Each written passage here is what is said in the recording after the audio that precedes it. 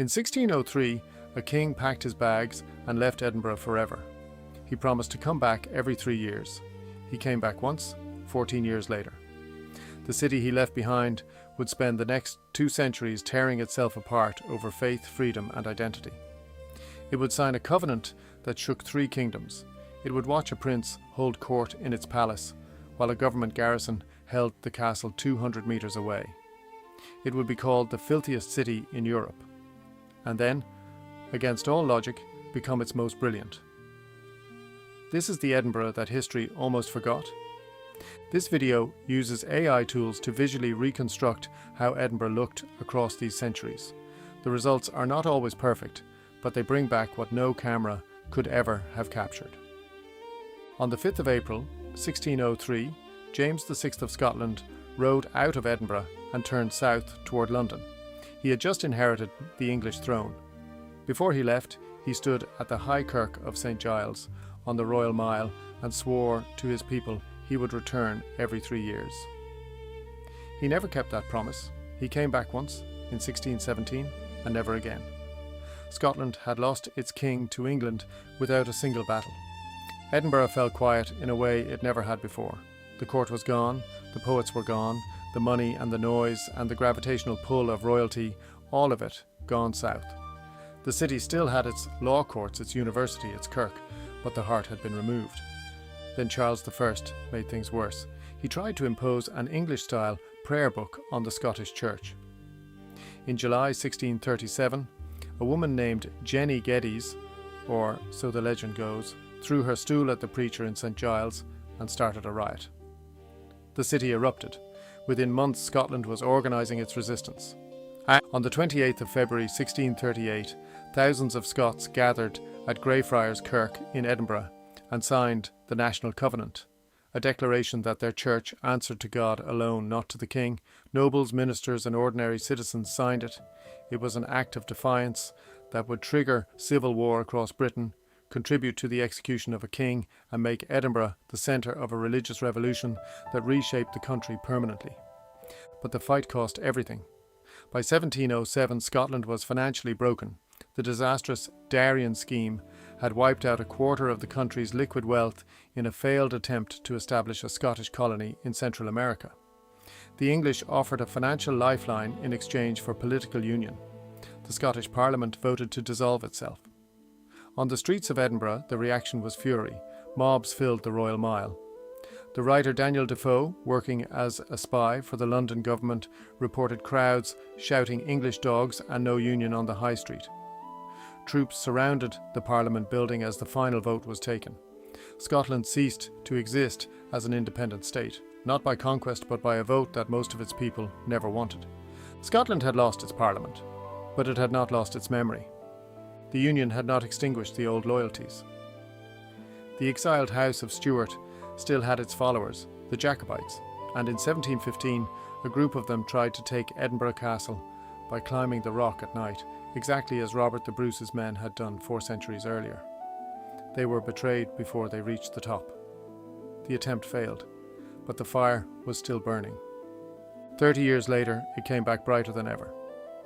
In September 1745, a young man entered Edinburgh on horseback. He was 24 years old, dressed in Highland tartan, and his name was Charles Edward Stuart, Bonnie Prince Charlie.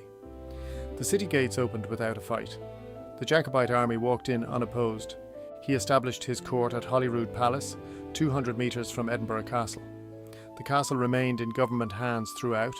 For 6 weeks, 2 Scotlands existed side by side on the same street, one holding Jacobite balls in the palace, the other watching from behind government walls on the rock.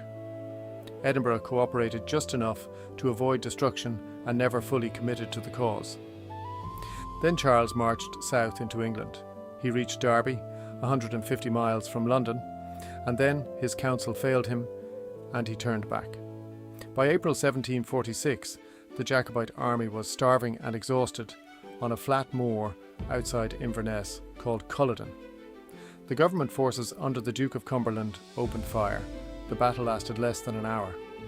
Around 2,000 Jacobites were killed or wounded. The rest fled. What followed was methodical destruction. Highland dress was banned. The clan system was dismantled by law. Estates were seized. An entire way of life, thousands of years old, was erased within a generation. Edinburgh watched from a distance and began to reinvent itself. If you want to help this channel keep telling stories like this one, stories that no textbook bothers with, you can join as a member. It directly supports the research, the production, and the next reconstruction. By the mid-18th century, Edinburgh was one of the most overcrowded cities in Europe. 11-storey tenements lined the Royal Mile, nobles and beggars sharing the same stairwells. The city had no room to grow, hemmed in by the Castle Rock to the west and the Norloch to the north. Visitors described it as magnificent and revolting in equal measure. In 1766, the city held a competition to design a solution. The winner was a 27-year-old architect named James Craig. His plan was radical in its simplicity: a grid of wide streets, elegant squares, and open gardens on the drained land north of the Norloch. George Street as the spine, Princes Street and Queen Street on either side, Charlotte Square to the west, St Andrew Square to the east. Those who could afford it left the old town almost overnight. Within a generation, the most elegant address in Edinburgh was also the newest. The medieval city, where Mary Queen of Scots had walked, where the Covenanters had plotted, where 10 families shared a single stairwell, became invisible to the people who now governed it. Edinburgh had become 2 cities sharing one name. On one side of the valley, the Georgian order of the new town. On the other, the medieval darkness of the old. And somewhere in that darkness, a man named Deacon Brodie. He was a respected city councillor and cabinet maker by day. By night, he used the keys from his clients' homes to burgle them. When he was finally caught and hanged in 1788, he left behind something more than a scandal. He left behind the idea of a man divided against himself, an idea that would haunt a young Edinburgh writer for the rest of his life. And then something extraordinary happened in those Georgian drawing rooms and university lecture halls. Scotland, a country that had lost its parliament, watched its Highland culture destroyed and dissolved itself into a larger union, decided to think its way back to greatness. David Hume was walking these streets, rewriting the foundations of human knowledge. Adam Smith was working out how economies actually function.